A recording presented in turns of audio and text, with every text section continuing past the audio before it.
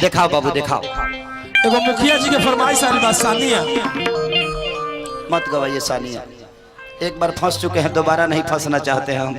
आप ही ना बोले थे कि नथिया वाली सानिया दुल्हा खोजली पाकिस्तानी।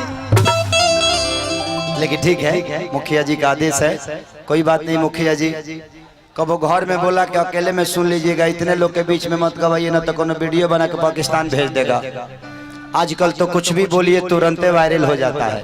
कल जो मेरा गाना रिलीज हो रहा है, जो मेहरारू के लिए हर आदमी रोता है, एक बार फिर बजा दी का ना बाद में बजाई है ना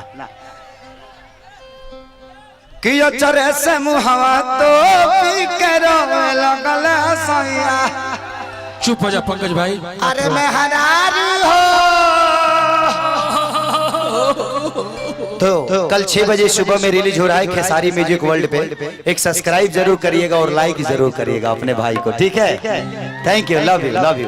ताकि मेरी हर वो चीजें आप सब तक पहुंच जाए। सब्सक्राइब करिएगा तो तुरंत ही आपके पास आ जाएगा कि खेसारी कहाँ कहाँ पलांटी मार रहा है। 3 घंटे बाद रिलीज हो जाएगा। 3 घंटा बाद 6 बजे छूट जाएगी। हर की मर्द के जात बड़ा होले छुट कि बाकी दोसरा के कोठी नहीं हरबे करी।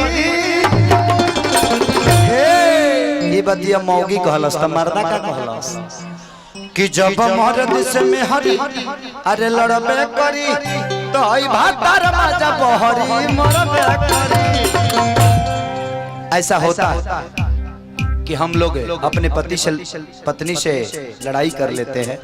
जैसे कि ढोलकवा जन बजाओ था ना तबलवा, हृदयानंद शर्मा जी। हृदयानंद शर्मा इनका नाम हो। तपेश्वर चौहान जी के नाम सुन ले रही हलो ना, स्वर्गीय तपेश्वर चौहान जी जो कि बहुत अच्छे रामायण के कलाकार थे। उन्हीं में पहले बजाते थे और शुरू से मनोज मिश्रा जी हमारे गुरु तुल्य हैं, बड़े मानते हैं मुझे, पूरा फैमिली मानता है उनका। उनमें बजाते थे, लेकिन आज 4-5 साल से क्या करे, ढो रहे हैं हम। ऐसे आदमी को ढो रहे हैं, धो रहे हैं साबुन से, ढो रहे हैं साबुन से। लेकिन एक दिन का बात है कि इनके मेहरारू से झगड़ा हो गया। अच्छा, झगड़ा हुआ तो दशहरा का मेला चल रहा था। तो एगो हमरे से पूछे, एगो प्रोग्राम में आए थे, भाई ब्याह सब दिक्कत में पड़ गए हैं, मौगी से बड़ा लड़ाई हो गया है, बातें नहीं कर रही है, बड़ी मार मरले रहे।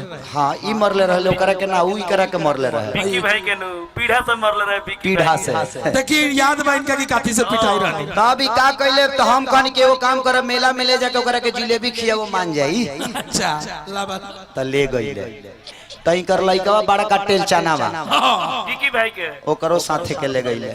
जब ले गइले तो बेटवा से पूछता रहे, हां ए बेटा का बेटा बोलल बड़े अनार के जूस पिया बे ना। लइका कहलस कि ना। मौसमी के जूस पिया बे ना। टेल चनवा कहता ना। केरा के जूस पिया बे ना। टेल चनवा कहता ना। तई कहत रे कि एकदम अपना माइये पगल बा, चले हमर खून ना पी तले अस्थिर ना रही। पेलचन में बोलता बाप रे। अब इकर मौगी करो से बीसिया तो वो कहतिया हां टेल चनवा से, हां एयरटेल चौन पकौड़ी खाइबे ना। कहता ना। समोसा खाइबे ना। वे बोलता अरे लइका आलू चप खाइबे ना। तभी कहत इनकर मौगी कहती कि एकदम अपना बापे पर गइल बा, जले 2-4 जूता ना खाई तले अस्थिर ना रही। बोलते रही। अरे की मर्द के जाति बड़ा होले छुछुन्ना।